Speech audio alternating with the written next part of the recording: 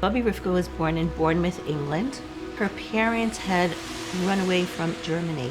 Her father was enlisted in the British Army. I don't really know why, but he was, and she was the first baby born to a soldier. They had no furniture. They really didn't have anything to really accept a baby. So what they did was they took a drawer and they lined it with blankets and they put Bubby Rivka into that drawer, and that was her bed. She was the oldest of three. She had two siblings. She had a brother and a sister.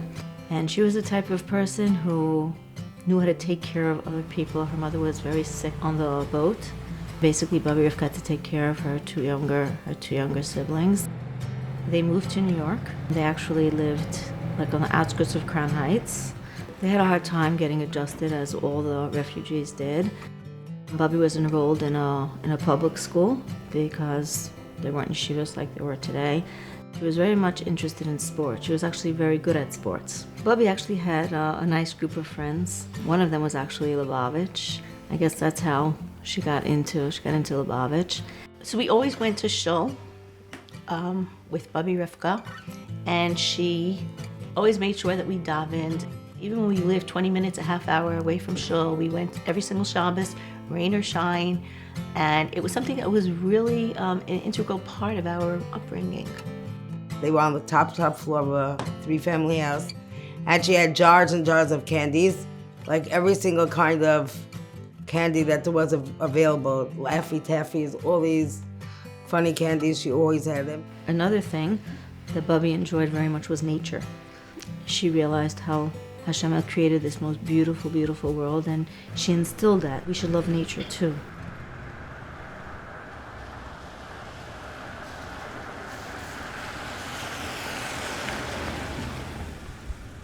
When I moved into this block, your great-grandmother was living here already. So she was very friendly, and she welcomed me, and we were always on very, very good terms. That used to be the kitchen right there. On one side was all the cabinets, and then she broke open the wall so it didn't feel so claustrophobic. She always used to call me whenever she had any good news to share, and when I ever told her about any good news, she was always so happy and so excited. She showed her caring for people all the way through and through. The third backyard, you see? 1, 2, and the third one. That's where she had her beautiful garden. She had flowers and she had vegetables. She had a little piece of land, really a little piece of land, probably like the size of a room. She decided she was going to plant things. And she took out books from the library. They didn't have Google in those days. They didn't have information on computers in those days. She went to the library. She took out books so that she could learn how to plant a garden. I was able to see the things that she was growing, and if she saw me out in the backyard, she would scream, "Henny, let me show you what's growing here now. I have a ton of string beans. Now I know what I'm going to get for supper."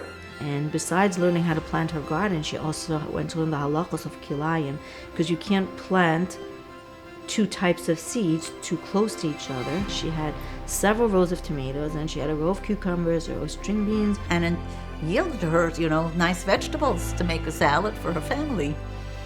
She really enjoyed that. You were able to see how she enjoyed it. So this is Miriam's house with my sister Hani over Sukkot. This is Hanukkah.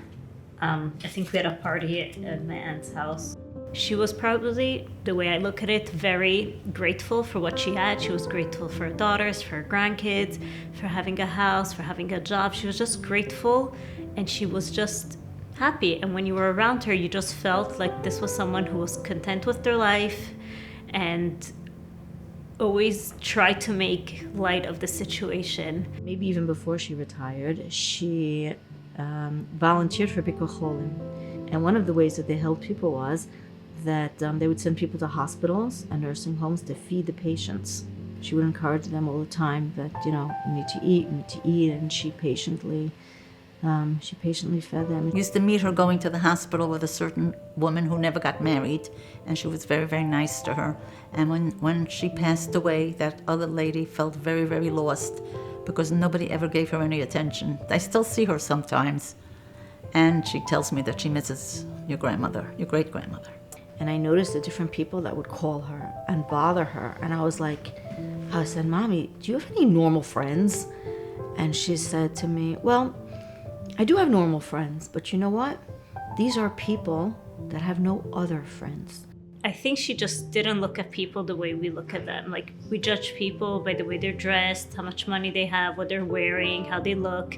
And I think she just looked at them like people, like what type of people they were in the inside. And yeah, she knew that a lot of them were, interesting people who had no family, but I don't think she ever looked down at them. And that's where she was able to connect with so many people. It wasn't only what she did, but it was also so much with the way she did it. She helped so many people who were in the hospital, and then eventually they went to a rehab center.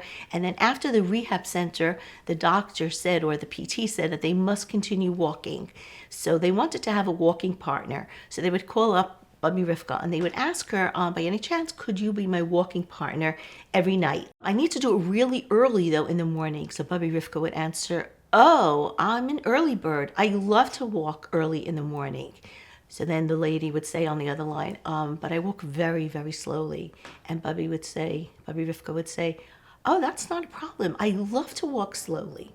She was always so positive about it, and she always said that, this is the way she likes to do things. Like, she did so much chesed. She used to go to the Y to swim, and she used to always be such a friendly lady. And then if there was any leftover milk, which you would think, oh my goodness, what is she doing with the milk?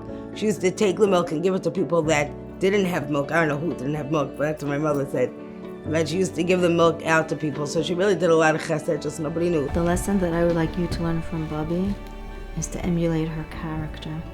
She was such a nice person. She always had a smile. She never complained. She always tried to help people whichever way she could. People say that when you pass away, people don't remember the things you did. People remember the way you made them feel. And she was the type of person that made you feel good when you're around her. And that's why we wanted to name you after her. She was super social and popular, like you are. And I really hope that you take that from her, that no matter, who you're around, that you look at them and treat them as equals to you.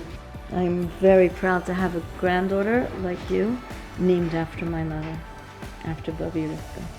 And I hope that you'll take examples from her for the rest of your life.